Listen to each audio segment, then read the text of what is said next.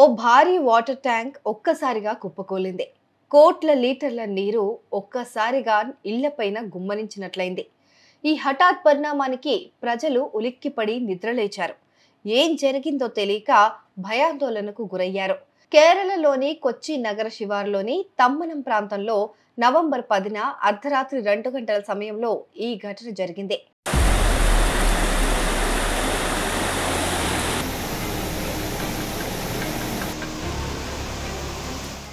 Tank కూలడంతో 1,38,00,000 లీటర్ల నీరు ఒక్కసారిగా ఇళ్లను ముంచెత్తింది. వరద నీటిలో పలు వాహనాలు కొట్టుకుపోయాయి. నీరు ఒక్కసారిగా ఫోర్స్ఫుల్ గా రావడంతో పలు ఇళ్ల గోడలు పైభాగాలు దెబ్బతిన్నాయి. ఇళ్లను నీరు ముంచెత్తడంతో టీవీలు, సెల్ ఫోన్లు, ఇతర ఎలక్ట్రానిక్ వస్తువులు, ఫర్నిచర్లు కూడా పాడైపోయాయి.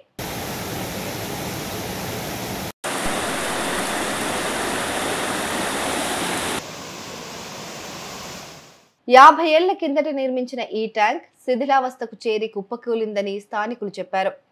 వాటర్ ట్యాంక్ సమీపంలోని కాలనీ దృశ్యాలను చూస్తే చెరువు కట్ట తెగితే వరద నీటిలో మునిగిపోయిన పరిస్థితి తలపిస్తోంది.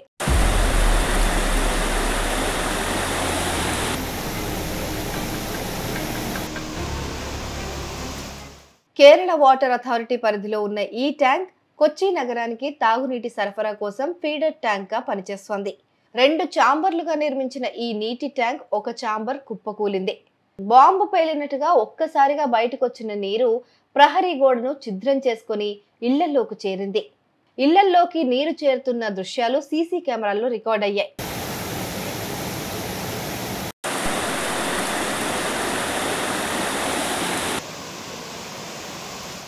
ట్యాంక్ సమీపంలోని 10 ఇళ్లు నీట మునిగాయి. సమీపంలోని హెల్త్ సెంటర్ ను నీరు ముంచెత్తడంతో పెద్ద మొత్తంలో మందులు, వైద్య పరికరాలు పాడైపోయాయని ఎర్నాకుళం ఎమ్మెల్యే టీజే వినోద్ తెలిపారు.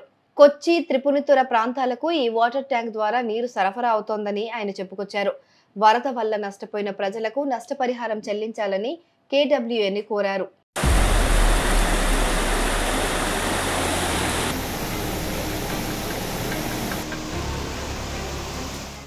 ఇళ్లను నీరు ముంచెత్తే వరకు తమకు ట్యాంక్ కూలిన విషయం తెలియదని స్థానికుడొకరు తెలిపారు. ట్యాంక్ సమీపంలోని 3 ఇళ్ల ప్రహరీ గోడలు కొట్టుకుపోయాయని అతడు చెప్పారు.